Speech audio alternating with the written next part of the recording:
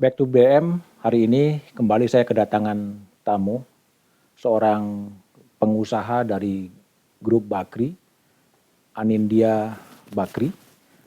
Beliau bukan hanya seorang pengusaha, tetapi juga seorang yang sangat menikmati hidupnya dengan olahraga, memimpin organisasi Persatuan Renang Indonesia, dan yang terakhir, Anin akan mencoba run di Kadin 1, pemilihan calon ketua umum Kadin.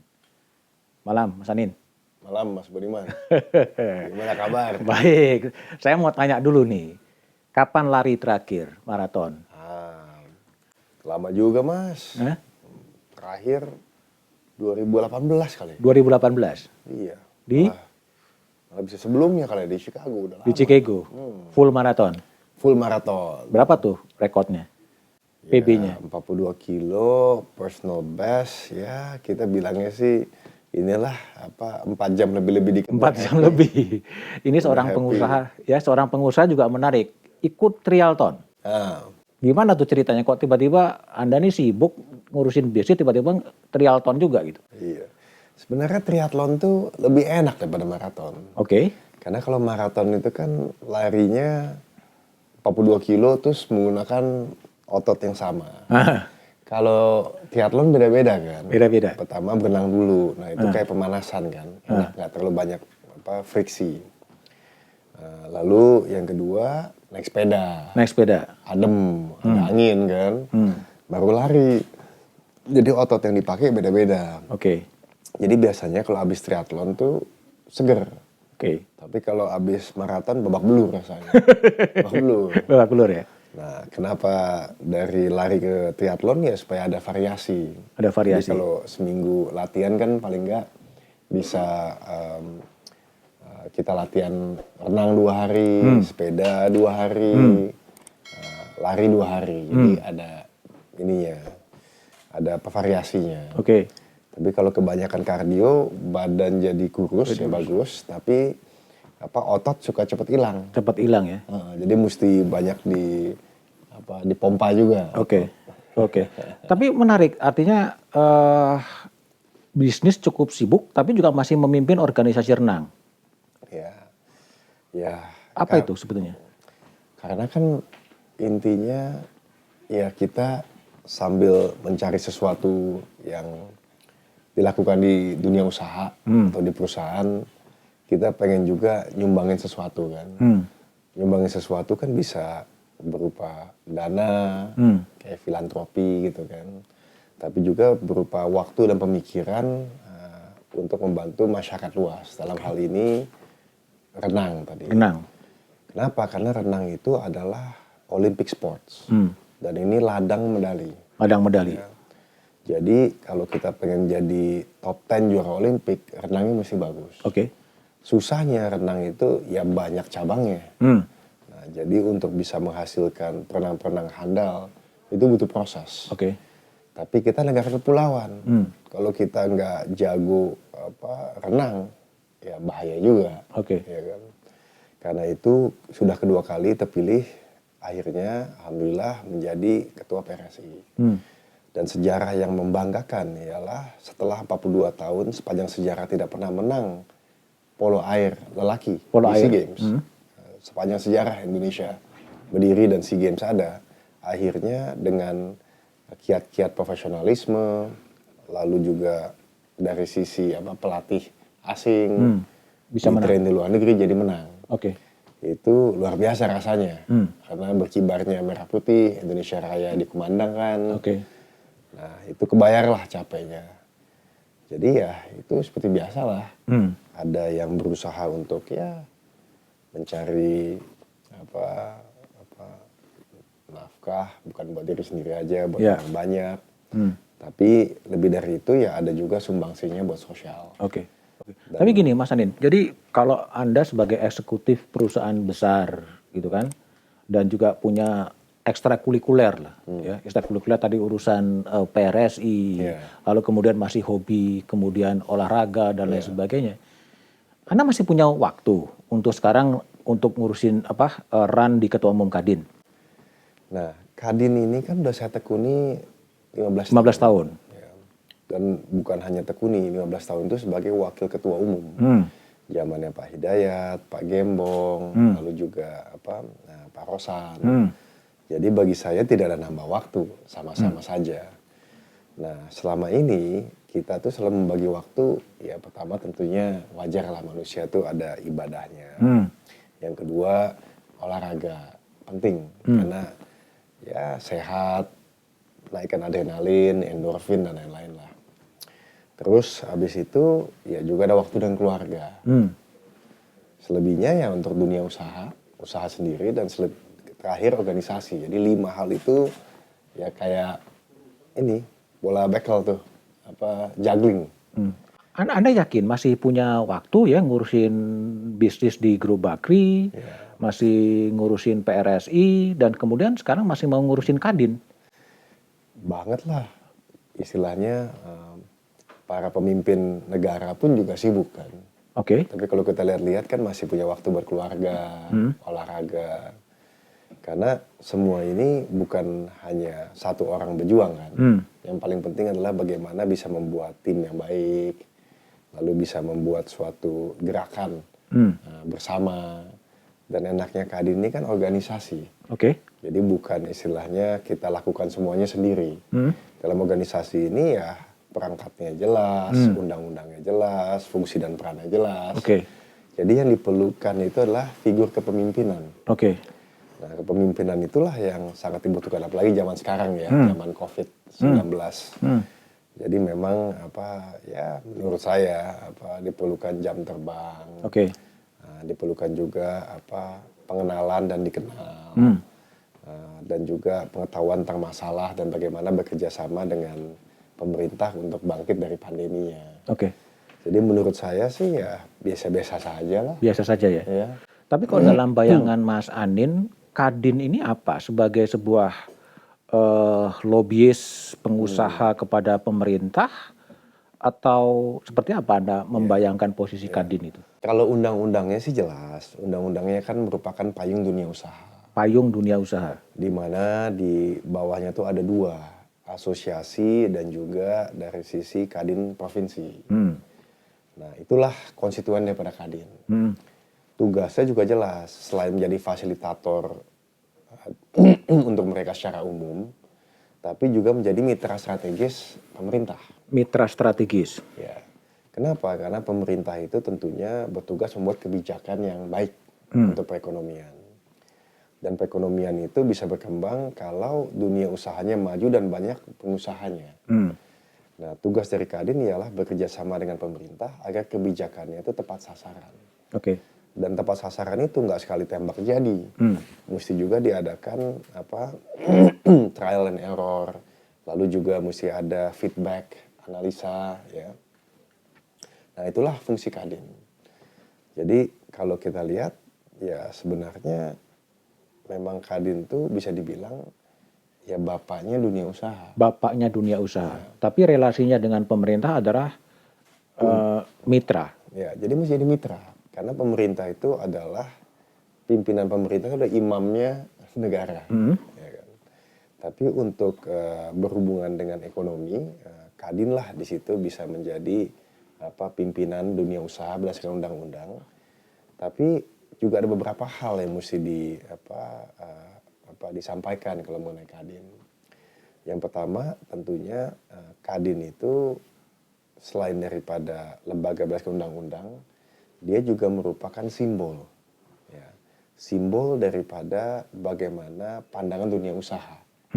Bukan hanya terhadap kebijakan pemerintah, tapi terhadap dunia. Terhadap tren dunia kemana. Karena Kadin itu menaungi pengusaha dan organisasi pengusaha. Oke. Jadi kalau kita bayangkan, kakinya itu misalnya adalah Kadin provinsi karena bisa menyebarkan upaya-upaya visi misinya ke daerah, dan di bawah provinsi tentu ada kabupaten, tapi substansinya itu ada di asosiasi. Oke. Ya, kepalanya itu di Kadin Indonesia. Jadi mengapa penting sekali Kadin Indonesia ini, karena memang set the tone. Set the tone. Bahkan set the agenda juga. Set the agenda. Bahkan set the rhythm juga. Gitu. Jadi benar-benar mempunyai fungsi yang sangat strategis. Oke. Di era pengurus Kadin sebelumnya, di era katakanlah Mas Rosan dan kemudian di era Anin, apakah memang kemudian ada kebijakan yang berubah terhadap pemerintah? Saya rasa bukan diubah, malah diakselerasi. Diakselerasi Ini kita bicara dalam konteks pasca pandemi. masa pandemi. Bahkan saya bilang pasca terobosan yang luar biasa. Pak Presiden Jokowi dengan adanya Undang-Undang Cipta Kerja itu luar biasa. Ya. 2020 orang lagi mikir mengenai quantitative easing, stimulus, cetak uang. Di sini menggelontorkan suatu undang-undang Oke. yang sederhanakan orang untuk investasi. Nah, ini implementasinya Kadin mesti membantu supaya jadi. Oke. Karena kalau tidak, nanti sayang. Manfaatnya tidak terasa sesuai dengan harapan. Oke. Yang kedua juga dari sisi program pemulihan ekonomi nasional, KCPEN tuh saya rasa bagus. Oke. Karena game changernya ya K-nya dulu, KC itu ya. Maksudnya untuk penanganan COVID. Ya. Nah kalau itu udah bisa beres, nanti saya cerita sedikit mengenai vaksin gotong royong. Nah berikutnya ialah pemulihan ekonomi nasional. Oke. Tapi bagaimana caranya bukan saja bangkit, ya, tapi bertransformasi. Nah inilah yang saya rasa program pemerintah Pak Jokowi yang perlu kita kawal bersama supaya mencapai tujuannya. Nanti kita bisa bicara kan ya selalu didengungkan Indonesia Emas 2045. Oke. Ingin membuat suatu bangsa atau negara yang secara politik itu berwibawa, Oke. secara ekonomi mandiri, lalu secara manusianya berbudaya. Oke. Ya kan? Paling tidak ya Kadin ini bisa bantu satu lah dari tiga, yaitu ekonominya gimana mandiri. Oke. Jadi mitranya betul-betul mitra yang lebih konstruktif ya, bukan mitra yang lebih kritis terhadap pemerintah. Harus konstruktif, karena kayak kita ini sekarang nih Mas, kita kan hubungan baik, sama-sama di media. Mitra yang baik adalah mitra yang saling mengisi. Oke. Ya kan? Karena Kadin itu tidak punya kebijakan fiskal dan monetary tentunya. Siapa Kadin? Ini kan hanya payung dunia usaha.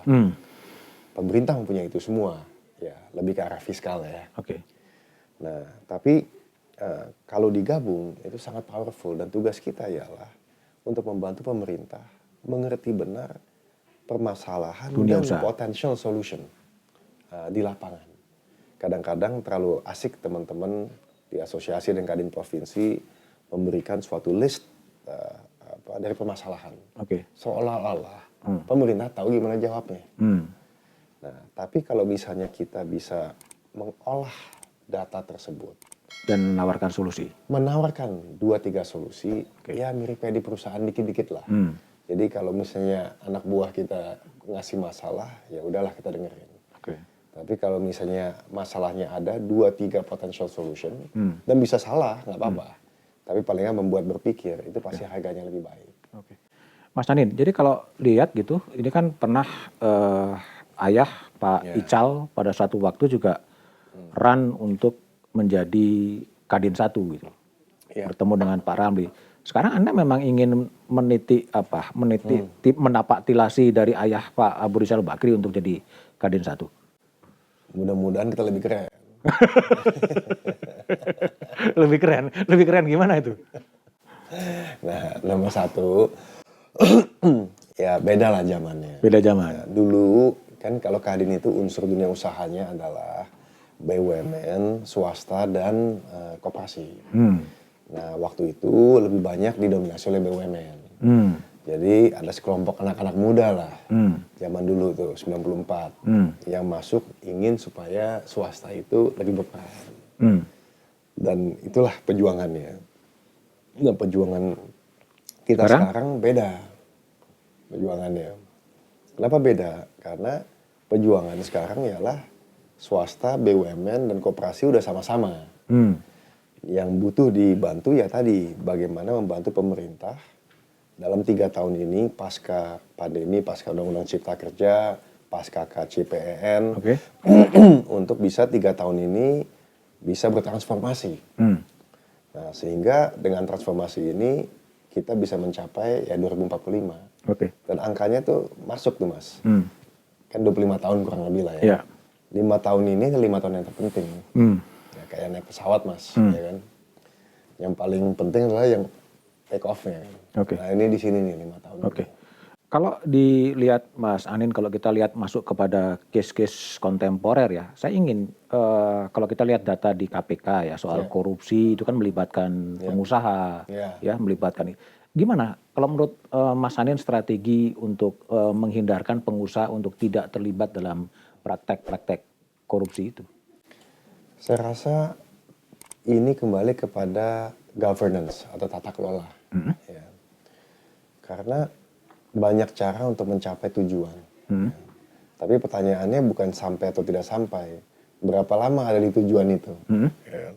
Nah, itu bedanya antara hanya sampai atau tata kelola yang baik sehingga ada keberlanjutan. Oke. Nah, bagi saya tata cara jalan pintas itu udah bukan zamannya lagi karena tidak berkelanjutan. Dan yang kedua juga di era transparansi seperti ini udah semakin sulit dan tidak ada gunanya juga. Oke. Logiknya gini Mas, 2045 orang mengatakan dari 1 triliun US dollar ini PDB kita itu bisa mencapai 6-7 triliun. Jadi naik 7 kali kan. 7 kali dalam 25 tahun itu artinya ya kalau setiap tahun tuh ya hampir 1,5 kali gitu kan. Setiap 5 tahun mohon maaf. Atau setiap presidensi lah. Nah jadi kita pikir normal-normal aja, average aja sebagai manusia tidak usah ngoyo. Itu udah naik tadi 7 kali dalam waktu 25 tahun. Atau 1,5 kali dalam waktu 5 tahun. Ya kan?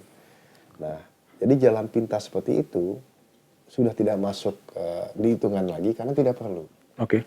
Yang perlu adalah lebih memikirkan bagaimana bisa menggunakan inovasi, kolaborasi biar membuat nilai tambah lebih besar lagi. Jadi bahasa kasarnya tadi kalau market share-nya nggak naik, itu udah 7 kali dalam 25 tahun. Atau 1,5 kali dalam 5 tahun gitu kan. Yeah. Tapi kalau mau lebih daripada itu, mendapat market share lebih, ya inovasi, kolaborasi, lalu juga kerja lebih keras, bangkit ketika lagi jatuh, ya kan. Ya inilah yang saya anggap esensi daripada entrepreneurship. Tapi kalau dalam perspektif dunia usaha, kalau korupsi kan selalu melibatkan dunia usaha dan melibatkan penyelenggara negara. Sebetulnya akarnya di mana sih kalau menurut Mas Andin? Jadi kalau saya rasa akarnya daripada itu masih saya beranggapan tata kelola itu penting, governance. Ya. Dan yang kedua adalah menurut saya juga ketimpangan ekonomi itu ada. Ketimpangan ekonomi. Ya. Dan yang ketiga tentunya penegakan hukum dan pencegahan daripada kejadian itu sendiri. Nah, yang paling penting di sini kalau menurut saya ada 2. Pertama, ya tentunya ini di luar daripada penegakan hukum, karena bersifat ya ini memberantas ya untuk yang sudah ada. Tapi penting satu karakter daripada pemimpin maupun juga pelaku-pelaku dunia usaha itu harus dibentuk dengan baik. Nah, dibentuknya bagaimana? Ya, saya rasa edukasi adalah salah satu cara. Oke. Nah, salah satu program kami, nanti saya pengen ada kesempatan menceritakan program di Kadin, tapi terserah mau bicara apa aja, saya ikut aja. Tapi salah satu yang kita akan kedepankan dalam program kerja kami ialah penguatan kelembagaan dan SDM Kadin. Oke. Nah, ini untuk membentuk karakter daripada pengusaha-pengusaha Indonesia. Tapi selain daripada karakter, ya, itu penting juga dibentuk tentunya pengetahuan bahwa untuk mencapai nilai tambah malah terbalik, jalan pintas itu tidak pernah memberikan nilai tambah, tapi jalan yang penuh inovasi dan kadang-kadang sedikit terjal dan gampang jatuh-jatuh dikit itu yang menghasilkan inovasi jangka panjang. Oke. Mungkin nggak seperti dulu kan pernah Kadin juga mengintroduce semacam fakta integritas ya, zero tolerance untuk corruption. Apakah itu nanti akan juga diinisiasi model-model seperti itu? Bagus, itu dari awal kita adakan fakta integritas ya. Dan lebih penting lagi ialah implementasinya. Iya, makanya. Karena kalau misalnya statementnya, statement of intent gitu ya, political statementnya udah ada. Nah implementasinya itu mesti dibarengi dengan yang tadi. Oke. Misalnya perbaikan undang-undang cipta kerja dan turunannya. Nah bisa bayangkan, kalau misalnya tadi kan kita cerita salah satu alasan ini ialah governance, tata kelola. Tapi yang kedua juga ketimpangan. Ya kan? Nah kenapa? Bukan berarti kalau timpang kita boleh korupsi, enggak. Tapi ini mesti diadres juga, mesti disikapi. Nah, semakin saya ke daerah, saya ngelihat teman-teman di daerah itu pasca COVID ini tantangannya berat banget. Oke. Dan balik daripada daerah, saya kembali ke Jakarta, masuk mobil buka koran, Kompas. Dan ini terlihat sekali bahwa ketika di Jakarta, walaupun Kompas bukan hanya ini, tapi juga baca Kompas Bisnis Indonesia atau apapun, termasuk juga TV kami, kok kami melihat kayaknya di Jakarta itu semua serba indah. Serba indah. Ya, likuiditas lagi tinggi-tinggi. Untung lagi banyak-banyaknya. Ya. Perusahaan kapitalisasi pasar lagi tinggi-tingginya. Ya kan? Nah, ini bagus. Tapi teman-teman daerah harus dipimpin, diberdayakan. Supaya juga bisa mempunyai entrepreneurship atau semangat atau hope yang sama. Karena bisa. Bahkan bisa lebih bagus daripada kita di Jakarta. Kenapa? Karena mereka lebih dekat dengan permasalahan atau kesempatan. Oke. Nah, biasanya yang lebih dekat dengan permasalahan dan kesempatan harusnya solusinya lebih bagus, lebih kreatif dan lebih cepat. Oke. Kembali ke soal Munas Kadin, Mas Anin. Posisi pemerintah gimana Anda baca? Saya rasa pemerintah sesuai dengan disampaikan selalu netral. Selalu netral. Selalu netral. Kenapa? Karena pemerintah oke-oke aja sama siapa aja. Asal terpilih secara demokratis dan baik. Karena yang dicari kan mitra, Mas. Ya kan? Bukan yang dicari istilahnya kepanjangan tangan. Tapi mitra yang bisa bekerja sama dengan pemerintah bersanding dengan baik. Oke. Ya, jadi kepandaian untuk bisa mendengarkan keinginan pemerintah dan menjembatani dengan dunia usaha dan sebaliknya mendengarkan pemikiran-pemikiran dunia usaha baik dari Kadin provinsi dan juga asosiasi supaya bisa disuarakan oleh pemerintah. Nah, itulah seninya. Ya, seperti yang dikatakan dan seperti yang dilakukan. Kurang lebih begini. Kita mesti ngerti bahwa satu, teman-teman di daerah ini kepentingannya adalah mikroekonomi. Oke. Kalau misalnya pemerintah itu bukan hanya makroekonomi, tapi makro secara umum. Karena kan juga ada bukan hanya ekonomi, tapi juga ada politik, juga ada kesejahteraan rakyat, ya kan. Nah, jadi di dalam kita bicara dengan pelaku pasar, kita mesti bisa bicara dalam konteksnya, menaruh dalam suatu kerangka yang bisa dimengerti oleh pemerintah yang tadi memikirkan banyak sekali angle-angle. Tapi ujungnya apapun yang diputuskan harus bisa membantu dunia usaha. Dan sebaliknya dunia usaha juga harus bisa bekerjasama sangat elok dan sangat baik dengan pemerintah. Karena merekalah yang punya suatu kebijakan besar. Nah, tadi juga kita bicara kebijakan fiskal dan lain-lain. Jadi sudah harus hukumnya untuk kerjasama dengan pemerintah. Tapi penting juga bahwa kita benar-benar mengerti apa sih permasalahan, apa sih yang diinginkan, apa sih harapan, apa sih isi hati daripada teman-teman Kadin provinsi dan juga asosiasi. Oke, Munas itu kan akan 2 dan sampai ke 4 Juni. 2 sampai 4 Juni. Artinya kan pasti 2 dan 4 Juni pasti akan terpilih siapa yang akan menjadi ketua umum Kadin. Pertanyaan saya adalah kalau apa yang Anda lakukan pertama ketika Anda terpilih dan Anda tidak terpilih? Kalau tidak terpilih yang paling gampang. Nah, tinggal terpilih ya tinggal kerja lagi. Di kantor banyak kerjaan. Oke, terus? Dan kita dukung yang terpilih. Yang terpilih. Ya kan? Itu gampang. Yang mesti mikir kalau terpilih. Gimana? yang mesti kerja. Nah, tapi untungnya kita kan udah 15 tahun di Kadin. Kita udah kenal dan dikenal dan juga tahu permasalahan. Jadi kita tim punya program kerja, Mas Budiman. Program kerjanya namanya Pro KADIN. Pro Kadin. Saya bikin aja biar gampang, ingat. Pro-nya profesional atau program lah. K-nya itu tadi kita diskusi sedikit, kelembagaan dan SDM Kadin yang kuat. Itu kunci infrastruktur. Ya. Yang kedua, A, itu adalah agrikultur untuk ketahanan pangan. Ya, tahu sendiri kita masih import kedelai, lalu juga gandum, beras, gula, dan jumlahnya miliaran dolar. Lebih daripada kita mau bikin substitusi impor, ini bisa juga dikembangkan menjadi eksportir suatu saat. Dan berikutnya juga masih di A-nya. Di A. Berikutnya itu juga kita bisa membuat industrinya dan melibatkan pengusaha-pengusaha daerah. Kan bagaimanapun juga tuh ada mesinnya.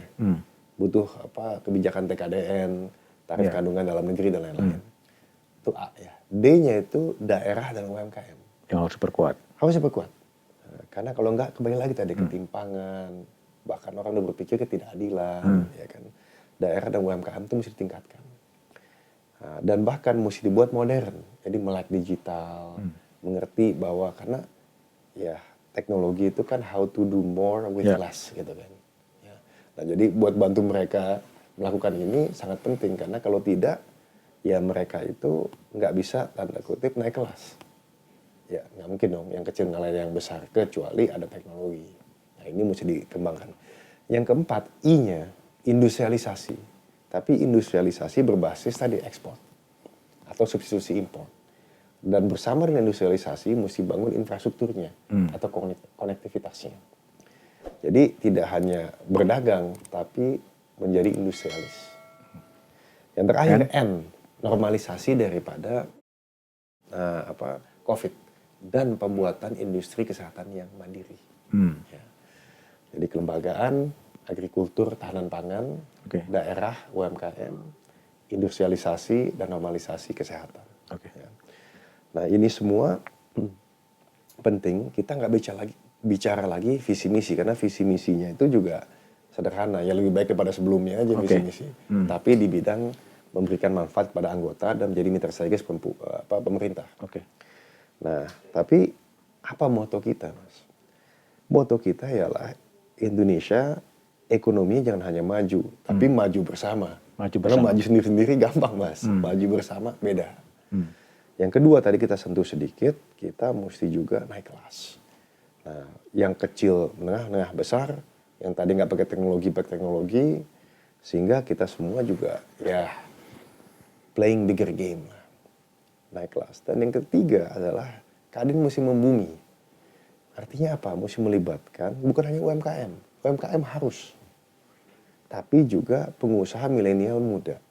Yang sekarang sangat melek digital dan bergerak lebih besar, lebih cepat daripada pemain-pemain yang tradisionalis. Nah, jadi mesti dirangkul. Nah, memang challenge-nya adalah mereka adalah yang berpaham makin sedikit diatur makin baik. Nah, kalau misalnya Kadin, ya mesti memikirkan aturan main yang baik. Nah, tapi bukan berarti mereka mesti ditakutkan, bahkan mesti dilibatkan. Karena sekarang, Mas, pelaku dunia usaha itu ke depan yang menurut saya 60% akan datang dari dunia digital yang anak-anak muda ini. Sekarang aja 90% daripada pemodal, maksudnya pembeli saham pasar modal, itu udah di bawah 40 tahun.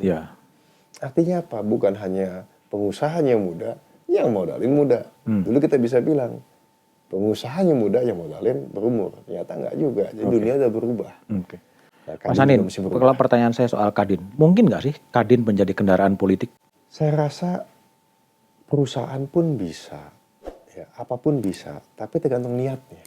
Tergantung niatnya. Kalau niatnya untuk istilahnya membantu pemberdayaan daerah, niatnya juga untuk istilahnya memastikan pemikiran asosiasi itu sampai kepada pemerintah, ya saya rasa lebih ke arah menjadi bukan kendaraan politik, tapi memberikan kebaikan kepada masyarakat luas. Kendaraan politik kekuasaan maksudnya? Saya rasa sih sulit ya. Sulit. Ya. Bisa dipaksakan tapi sulit ya. Oke. Kenapa? Karena ya memang ada 34 provinsi. Lalu masing-masing itu penguasa daerahnya juga beda-beda warnanya.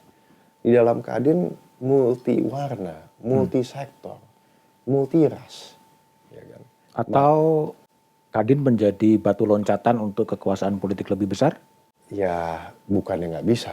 Ini undang-undang juga istilahnya memayungi Kadin dan Kadin mempunyai influence yang besar. Ya kan?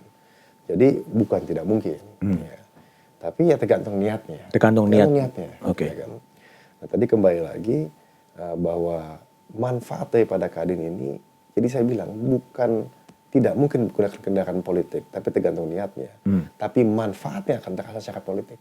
Oke, Mas Anin, udah lama malang melintang di dunia usaha.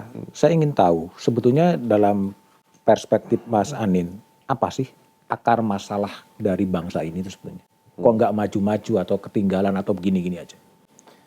Kalau saya rasa Mas ya, kita kalau mikir secara fair, apa yang dikerjakan selama 10 tahun di Indonesia ini, menurut saya dibanding negara lain itu banyak sekali terobosannya. Ya. Dan bahkan membanggakan. Membanggakan. Ya. Apakah kita harus kerja lebih keras lagi, lebih kreatif untuk mengakselerasi semua karena demografi Indonesia itu semakin sempit masanya, bonusnya maksudnya. Lama-lama udah gak jadi bonus lagi kan. Itu harus. Ya. Tapi saya masih percaya, dan orang itu mengakui loh, saya kan banyak berorganisasi di luar negeri. Yeah. Entah World Economic Forum, saya dipinta Pak Presiden Jokowi ketua APEC Business Advisory Council berhubungan dengan 21 negara. Jarang ada negara atau bangsa yang bisa menggabungkan demokrasi, menggabungkan juga modernisasi, dan juga menggabungkan ya dalam hal ini Islam. Ya kan? Jarang. Nah, sebagai mayoritasnya. Udah gitu negaranya pun juga bukan negara yang berbasis agama sekuler. Nah, sebelum bicara banyak saja, ini nih udah lumayan nih. Ya kan? Negara demokrasi di dunia itu nggak banyak, Mas. Yang benar-benar kita benar-benar demokrasi. Tapi akar masalah agar bangsa ini bisa bergerak lebih maju apa? Kalau saya bilang, negara itu kan adalah kumpulan manusia. Nah, manusia itu ya seperti kita punya anak lah. Yang paling penting adalah pendidikan. Baik pendidikan dari kemampuan ya, seperti akademis maupun pendidikan karakter. Ya, itu satu. Yang kedua, manusia juga yang paling penting adalah ya pemimpinnya. Pemimpin, imam terbesar adalah presiden. Itu paling penting. Tapi juga pemimpin yang dipilih ya, dan di lembaga-lembaga lain yang mensupport pemerintahan itu mesti benar. Ya. Karena kalau pemimpinnya benar, ya paling tidak ya tadi tone-nya benar, ritmenya benar, lalu juga arahannya juga benar. Dan ujungnya juga ini semua kembali ke dalam kultur. Ya. Tapi untuk membuat lebih mengkerucut ya manusianya. Manusia Indonesia. Manusianya. Oke. Ya kan? Mas Anin. Kita nggak boleh berhenti, mesti terus mencoba untuk memperbaiki karakter-karakter manusia Indonesia. Iya. Anda kan cukup lama di luar negeri ya. Ya, studi lanjutannya di luar negeri, pengalaman internasionalnya juga banyak di luar negeri, tapi lahir di Indonesia dan juga besar di Indonesia. Kalau saya tanya, negara mana sih yang sebetulnya menjadi dream bahwa ini adalah negara yang sebetulnya saya idamkan menurut seorang Anindya Bakri? Ya. Pertama-tama, nggak ada satu negara yang tentunya Indonesia harus kayak negara ini. Saya masih percaya, Mas. Indonesia itu adalah negara idaman bukan hanya buat orang Indonesia, tapi buat orang lain. Bukan di mana selama ini sudah, tapi kemana ke depannya. Nah, saya bahas why-nya, kenapa ya. Kita bisa berdebat mengenai angka, tapi negara mana yang berani bermimpi ya, jadi nggak jadi lain lagi, bermimpi aja. Bisa 7 kali lipat dalam 25 tahun perkembangan PDB. Oke, ketemu, wah ada India nih, ada Cina nih, ya kan. Oke, Nigeria mungkin, oke. Tapi negara mana yang demokrasinya kita bangga? Nah itu udah mulai, begitu lagi tuh. Ya kan? Negara mana yang bisa membalance antara keragaman dan ya mayoritas? Indonesia. Jadi Indonesia ini akan jadi hybrid. Hybrid dari istilahnya Amerika kan bangganya dengan melting pot. Artinya banyak suku imigran berbeda, dan terlepas siapa yang mimpin, Tetap bisa ada Trump, bisa ada Biden, bisa ada Obama, jalan aja terus ekonomi. Karena memang kultur untuk berbuatnya itu jelas. Contohnya Amerika.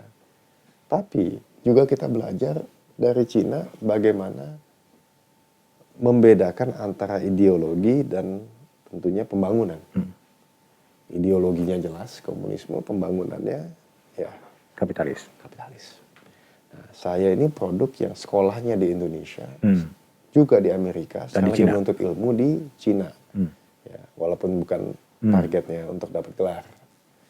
Nah, tapi itu juga hybrid yang menarik, ya kan. Tapi tidak stop di situ. Banyak juga karena tadi kita bicara sebagai negara yang Bhinneka Tunggal Ika, ya tempat-tempat lain ya banyak juga yang bisa ditiru walaupun nggak banyak, Mas. Jadi kalau bayangan Anindya Bakri memang yang tetap bagus adalah Indonesia ini. Yang negara ideal adalah bagaimana Indonesia akan menjadi, bukan hari ini. In the making. Tapi Indonesia in the making adalah negara ideal yang menurut saya kita semua mesti bangga. Kenapa? Karena kita punya hope. Gimana imajinasi seorang Anin, Indonesia in the making, Indonesia 2045 seperti apa? Saya ngebayangin ya, kita sama-sama ngebayangin nih, menghayal 2045. Pertama-tama tadi kita ngomong olahraga. Ya, Indonesia pas di Olimpik top 5 lah. Renangnya kita punya Michael Phelps baru, ya kan. Dari Indonesia, ya kan. Dari Indonesia Timur, saya ngebayangin. Dari olahraga, dari perusahaan, wah ternyata Fortune 500 itu ada 50-nya dari Indonesia dan mendunia. Lalu pemimpin negaranya itu menjadi idaman semua orang karena berhasil membalance demokrasi, sekularisme, tapi juga progres, modernisasi. Terus habis itu anak-anak mudanya bukan hanya muda tapi kreatif, tapi tetap santun dan juga mempunyai suatu kultur timur, tanda kutip ya, dalam arti yang menghormati orang tua. Senioritas. Ya, tapi juga dia saling menghargai perbedaan. Dan selebihnya Indonesia tuh Balinya menjadi ya 30 lah. Ya kan? Bukan lagi yang diomongin sekarang kayak super destination, ada lagi 10 lagi, 20 lagi. Jadi ini negara ini. Dan itu bisa dicapai. Bisa lah, 25 tahun. 25 tahun. Banyak waktu. Tapi mesti mulai sekarang. Mulai dari sekarang. 5 tahun ini penting. Nah, saya ingin menyumbangkan pemikiran di tempat yang saya tahu. Di tempat Kadin. Yaitu usaha. Kalau pertanyaan saya adalah mengarah kepada figur ya. Figur Anda kan lama di Amerika dan juga pernah di Cina dan Indonesia. Pemimpin seperti apa sih yang betul-betul Anin idolakan? Pemimpin model seperti apa? Contoh yang menjadi pemimpin panutan baik di luar negeri maupun di Indonesia sebetulnya. Ya. Jadi pemimpin itu menurut saya ada zaman-zamannya gitu ya. Tapi ada ingredients-nya tuh racikannya yang sama. Ya. Pertama, pemimpin tuh harus disukai orang. Itu ada penting tuh. Kalau pemimpin negara ya, atau pemimpin perusahaan, itu nggak gitu penting. Kalau pemimpin organisasi penting. Jadi mesti kenal dan dikenal. Ya. Yang kedua, pemimpin itu menurut saya juga mesti punya ya kepemimpinan. Artinya mesti punya visi dan mampu mengkomunikasikan dengan baik. Ya. Dan yang ketiga, pemimpin itu juga mesti walk the talk gitu loh. Walk the talk, satunya kata dan perbuatan. Iya, karena sekarang ini dunia semakin kecil ininya, jarak antara yang atas sama bawah, jauh sama dekat. Jadi nggak bisa lagi tuh hanya by comment gitu kan. Dan yang terakhir, ya masih sama kembali lagi kita diskusi, ya karakter itu penting. Oke, itu siapa? Mewujud kalau di luar negeri, kriteria yang Anin bayangkan melekat pada siapa? Saya rasa kalau misalnya kita lihat ya, kenapa saya bukan, nanti saya akan sebut beberapa nama supaya bisa buat inilah pendiskusian pembelajaran. Kalau misalnya kita ngomong dunia usaha, saya kan fokus banyak di telekom, media, teknologi, ya kan. Pada zaman tertentu ada yang namanya Bill Gates. Ada Bill Gates. Lalu lanjut ada yang namanya Sergey Brin, Google. Lalu ada lagi Steve Jobs mungkin sebelumnya. Lalu ada lagi Mark Zuckerberg. Dan macam-macam. Di Indonesia juga ada yang baru-baru. Ya kan, dari teman-teman dari Gojek, Traveloka, Tokopedia. Itu kan semua pahlawan-pahlawan. Nah, kalau mana yang lebih bagus, saya rasa ya tergantung zamannya. Dan mereka itu istilahnya kontribusinya ialah membuat pemimpin kita lebih baik. Begitu juga dengan di Amerika. Ya orang bisa bayangin zamannya Obama, lalu tiba-tiba ada Trump, ada Biden di Indonesia, ya zaman Pak Harto, ada ya, Pak Gus Dur, Bu Mega. Nah itu semua adalah pemimpin yang tepat pada zamannya dan bisa berbeda dari satu dengan yang lain. Dan nggak usah ditanya kenapa berbeda ya, memang zamannya beda. Yang penting kenapa demokrasi itu menurut saya sangat penting. Karena demokrasi akan menghasilkan pemimpin yang memang diinginkan. Ya kan? Nah, jadi nggak usah nanya pemimpin kayak apa, tanya aja butuhnya. Yang dibutuhkan rakyat. Ya butuhnya apa. Ya kan? Jadi dan juga kita nggak usah maksain. Ya kan? Kalau misalnya tiba-tiba, wah dia karena bisa bahasa Spanyol lebih bagus gitu. Karena itu mesti jadi pemimpin. Nah, saya rasa itu yang dibutuhkan nggak? Dan ya mesti mengerti lah kebutuhan masyarakat. Pertanyaan saya terakhir, Mas Anin, seberapa optimis Anda akan terpilih sebagai Ketua Umum Kadin? Ya kalau saya tahu mendahulu yang di atas ya, optimis lah. Ya kan, soalnya kan ya kembali lagi, saya percaya bahwa demokrasi di Indonesia itu ada. Dan demokrasi di Kadin itu juga ada. Ya kan? Semua tentunya mengetahui bahwa ini adalah pemilihan tertutup, ya kan. Dan tentunya influence dari kiri kanan tuh ada, tuh biasa saja. Dan ini bukan yang pertama kali. Ya insya Allah lah. Tapi yang penting kita bedakan antara perlombaan dan perjuangan. Ini hanya perlombaan. Hanya untuk perlombaan. Nah, perjuangan lebih besar lagi. Tapi kalau bisa perlombaan dapat, asik gitu.